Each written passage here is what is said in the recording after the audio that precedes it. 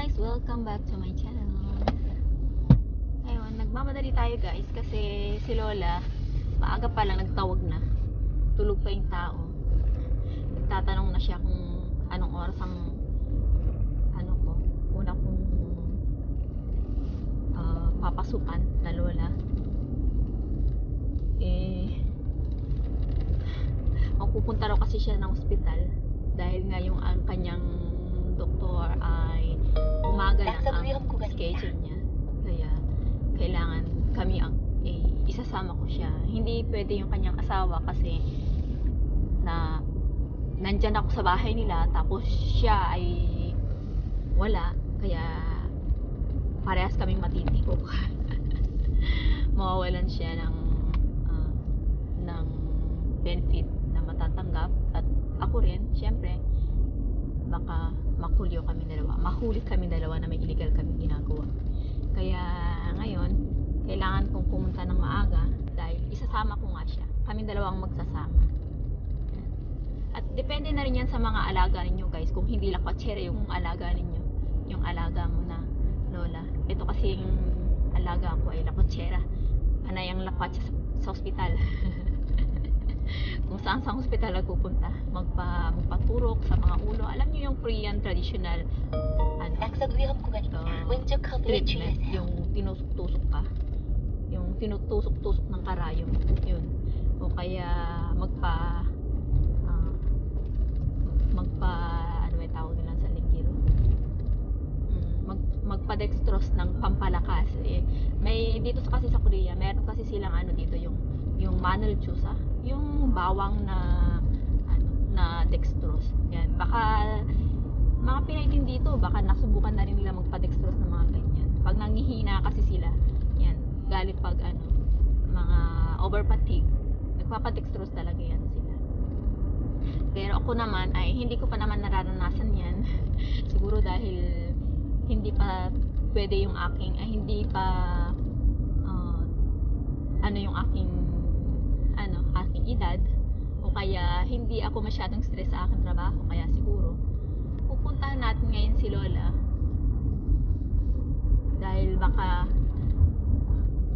nandyan ka pa lang sa daan, nakabang na yan. Dahil nagmamadali lagi. Kaya kapag yung magkaroon ka ng alagang lakwatsera, hindi rin maganda kasi syempre kahit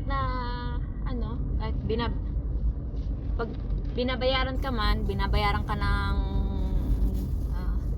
ng gasolina nila, syempre mahal pa naman ang gasolina ngayon, no?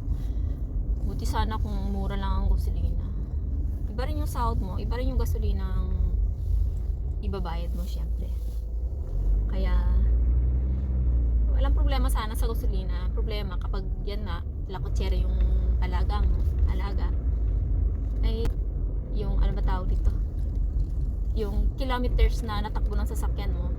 Kung the more na marami ang gamit mo ng sasakyan mo, wala din raw masira kasi yung sasakyan. Pero okay lang, kikita naman tayo, di ba? Walang problema. Parang ipagpalagay mo na lang na jeepney ang iyong sasakyan, yung ating na kailangan nating tumakbo para sa ekonomiya. Walang problema, hindi magpalit ka ng sasakyan kung nasira o naluma, di ba? Tara guys, nandiyan na siya. At makikita niya, hindi ako pwede magsalita ng ganito na nga. Baka ang isipin niya, di ba?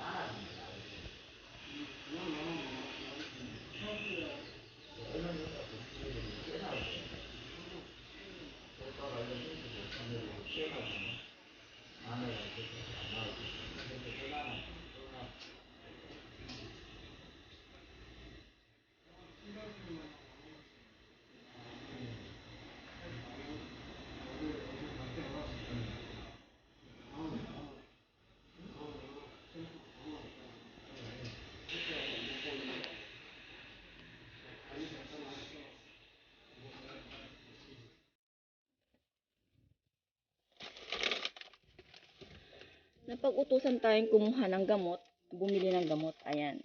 Utusan tayo ng bumili ng gamot niyan. Kaya, uh,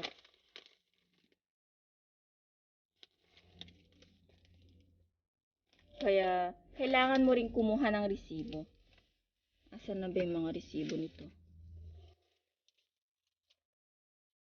Lalagay ko rin yung resibo dito ni Lola. Tapos yung sukli niya. Yan. Yan ang mga ano natin kay Lola. At